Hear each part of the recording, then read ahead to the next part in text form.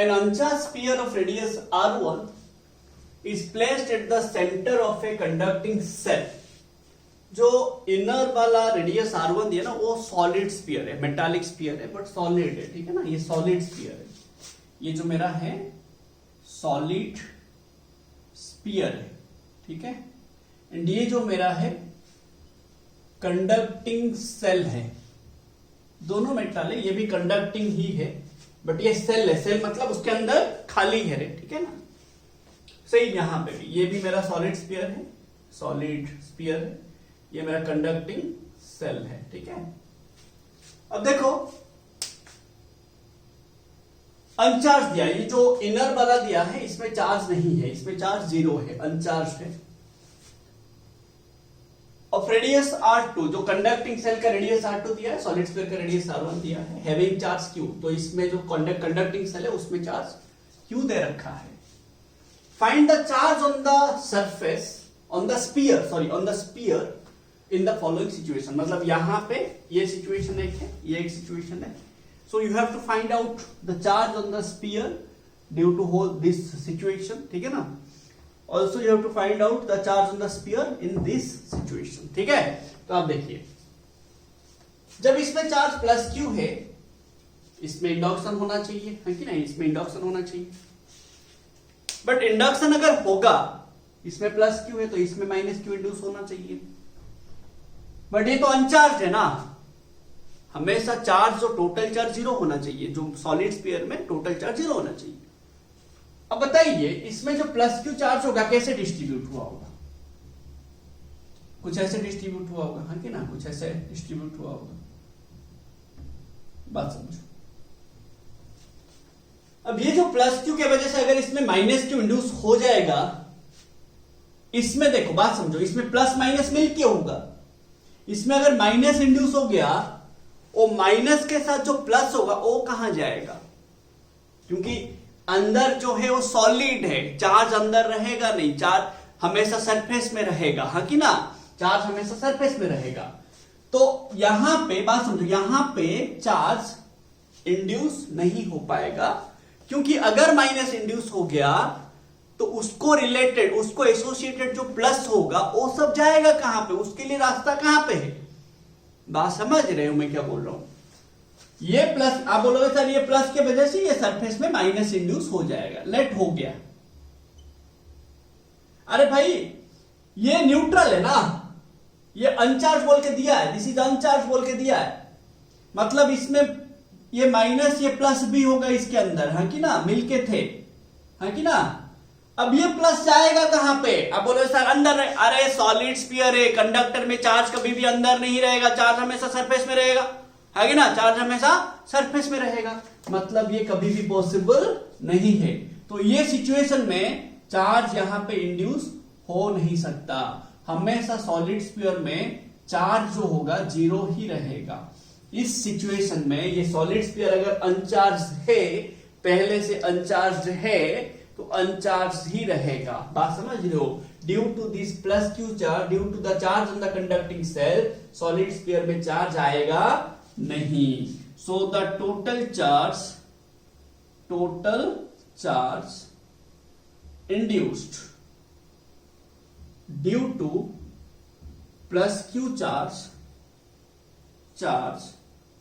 On the conducting shell equal to 0। ये conducting cell में जो प्लस क्यू है उसके वजह से इस सॉलिड स्फीयर में कुछ भी चार्ज नहीं आएगा। So the charge on the solid sphere कितना हो जाएगा, the charge on the solid sphere कितना हो जाएगा, सॉलिड स्फीयर 0 हो जाएगा। अब ये केस को स्टडी करते हैं। यहां पे क्या किया गया है, जो सरफेस वो सॉलिड स्फीयर है उसको अर्थिंग कर लिया, ये सिंबल का मतलब क्या, अर्थिंग है, ठीक है। ये सॉलिड स्फीयर को अर्थिंग कर लिया। हमने पढ़ा कि अगर एक कंडक्टर को हम अर्थिंग कर लेते हैं उसका पोटेंशियल क्या हो जाएगा, 0 हो जाएगा, है कि ना। तो the potential of the solid sphere equal to 0, है कि ना।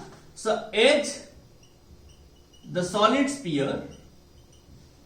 स्फीयर इज अर्थड, ठीक है, that imply the total potential of the solid sphere equal to 0, हाँ कि नहीं? अरे भाई, जो कंडक्टर अर्थिंग हुआ होगा, जो कंडक्टर अर्थ के साथ कनेक्टेड होगा, उसका पोटेंशियल 0 होगा रे। बात समझ रहे हो? आपको कुछ भी पूछा होगा, देखो बात समझो, आप हमेशा, आपको कुछ भी पूछेगा, जब भी आपको अर्थिंग दिया होगा, जो कंडक्टर को अर्थिंग किया गया है उसका पोटेंशियल निकालिए, इक्वल टू 0 कर दीजिए, आपका आंसर आ जाएगा, जो पूछा होगा जाएगा। ठीक है, तो आपको क्या पूछा है? The charge on the solid sphere, हाँ कि ना?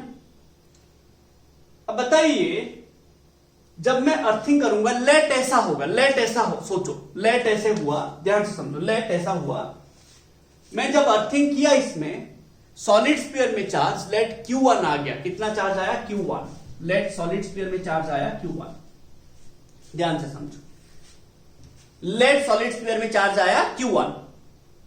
अब बात समझो, ध्यान से समझना, जब मैं अर्थिंग नहीं किया था, सॉलिड स्फीयर में पोटेंशियल कितना था? जब मैं अर्थिंग नहीं किया था सॉलिड स्फीयर, अगर यहां पे आपको पूछता what is the potential on the solid sphere, तो आप क्या बोलते हैं ना? Potential on solid sphere equal to potential due to plus q charge on the conducting shell, हाँ कि ना रे? ना नहीं समझ रहे हो रे? बात क्लियर ना? मैं क्या बोला, जहां पे भी आप पोटेंशियल निकालोगे वहां पे पोटेंशियल देगा कौन? उसके चारों तरफ जो जो चार्ज होगा। जब मैं सॉलिड स्फीयर में पोटेंशियल निकालूंगा, सॉलिड स्फीयर में चार्ज जीरो, बट पोटेंशियल नहीं होगा कि उसके बगल में चार्ज है तो वो पोटेंशियल दे रहा होगा, है कि ना? तो अब बताइए कितना होगा ना? 1/4πε0 क्यू बाई, ये जो सॉलिड स्फीयर है ये कंडक्टिंग सेल के अंदर है, तो इनसाइड वाला फॉर्मूला लेंगे, इनसाइड मतलब रेडियस, है कि ना? तो कौन सा रेडियस? आउटर रेडियस, क्योंकि आउटर में है चार्ज, तो ये आएगा सॉलिड स्फीयर का पोटेंशियल, है कि ना? सॉलिड स्फीयर का पोटेंशियल इतना आएगा, potential of solid sphere. But जब मैं अर्थिंग करूंगा, सॉलिड स्फीयर का पोटेंशियल 0 होगा। जब मैं अर्थिंग नहीं किया था, सॉलिड स्फीयर का पोटेंशियल 0 नहीं था, बट जब मैं अर्थिंग कर लिया, सॉलिड स्फीयर का पोटेंशियल 0 होगा। मतलब क्या है? बात समझो, पोटेंशियल 0 होने के लिए इसमें, बात समझिएगा, पोटेंशियल 0 होने के लिए इसमें चार्ज कुछ अर्थ से आया होगा, कुछ चार्ज अर्थ से आया होगा, या तो इससे कुछ चार्ज गया होगा। बात समझ रहे हो मैं क्या बोल रहा हूं? बात समझिए मैं क्या बोल रहा हूं। जब मैं ए को अर्थिंग नहीं किया था, क्या ए का पोटेंशियल 0 था? नहीं था। बात समझ लो। बट जब मैं ए को अर्थिंग कर लूंगा, ए का पोटेंशियल 0 हो जा रहा है। मतलब क्या है? अब इस सरफेस को तो किसी के साथ कनेक्ट नहीं किया, कंडक्टिंग सेल को किसी के साथ कनेक्ट किए, तो उसका चार्ज तो चेंज होगा नहीं। हम कनेक्ट किए सॉलिड स्फीयर को अर्थ के साथ, मतलब सॉलिड स्फीयर एंड अर्थ के बीच में कुछ चार्ज का ट्रांसफर हुआ होगा, हाँ कि ना? सो लेट मुझे कितना हुआ पता नहीं। बात समझो। एंड ये चार्ज के वजह से ही, बात समझो, ये चार्ज के वजह से इसमें पोटेंशियल 0 नहीं हो रहा, तो ये चार्ज एंड ये चार्ज अभी मिला के जो पोटेंशियल होगा सॉलिड स्फीयर का इक्वल टू 0 हो जाएगा। मैं फिर से थोड़ा बोलता हूं, ध्यान से समझिए। जब मैं अर्थिंग नहीं किया था, क्या सॉलिड स्फीयर का पोटेंशियल 0 था? नहीं था। बट जब मैं सॉलिड स्फीयर को अर्थिंग कर लिया, पोटेंशियल 0 होना जरूरी है। बट अगर आप बोलोगे सर अर्थिंग करने के बाद भी इसमें कुछ चार्ज नहीं आया, तो कैसे पॉसिबल हो सकता है? अगर इसमें कुछ चार्ज नहीं आएगा तो इसका पोटेंशियल इतना ही रहेगा, 0 नहीं होगा। बट हमें चाहिए पोटेंशियल कितना? 0 होना पड़ेगा। मतलब अर्थ एंड ये बॉडी में कुछ चार्ज का ट्रांसफर हुआ होगा। कितना हुआ है हमें एग्जैक्टली पता नहीं, हमें वो निकालना है, तो हमने ले लिया Q1। Let Q1 is the amount of charge on the solid sphere after the solid sphere is connected to earth. ठीक है, अब हम पोटेंशियल निकालेंगे ना। पोटेंशियल ऑफ सॉलिड स्फीयर कितना हो जाएगा ना? Potential due to this charge Q and due to this charge Q1, है कि ना? तो पोटेंशियल ऑफ सॉलिड स्फीयर कितना हो जाएगा? 0 दिया है, इक्वल टू क्या हो जाएगा ना? पोटेंशियल 1/4πε0 Q1/R1, हाँ कि ना रे? Q1/R1 प्लस 1/4πε0 Q/R2, हाँ कि ना। ये सरफेस का इनसाइड है, ये सरफेस का सरफेस में है, तो ये क्या हो जाएगा बताइए, ये 0 ना, इक्वल टू 0, हाँ कि ना, ये 0 है, तो हमें ये Q1 चाहिए, तो 1/4πε0 कॉमन ले लो, Q1/R1 प्लस Q2/R2, तो ये उधर जाएगा 0 इंटू समथिंग 0, हाँ कि ना। तो क्या बचेगा देखिए, तो दिस पार्ट इक्वल टू 0, तो Q1/R1 plus Q2/R2 equal to 0। Q2 मतलब Q ना, Q2 मतलब Q, है कि ना, Q2 मतलब Q, ये Q है, ये Q है कि ना। तो ये Q1 हमें चाहिए, तो Q1/R1 कितना होगा, माइनस Q/R2, तो Q1 इक्वल टू कितना, माइनस Q/R1/R2। तो this is the amount of charge which is, अभी क्या हुआ होगा, अर्थ से आया है ना, अर्थ को गया है, नेगेटिव चार्ज है ना, इसका मतलब अर्थ से आया हुआ है, समझ रहे हो। तो ये जो सॉलिड स्फीयर है, जब अर्थ को कनेक्टेड होता है तो इतना चार्ज आना जरूरी हो जाता है। तो यहां पे मेरा ये आंसर है,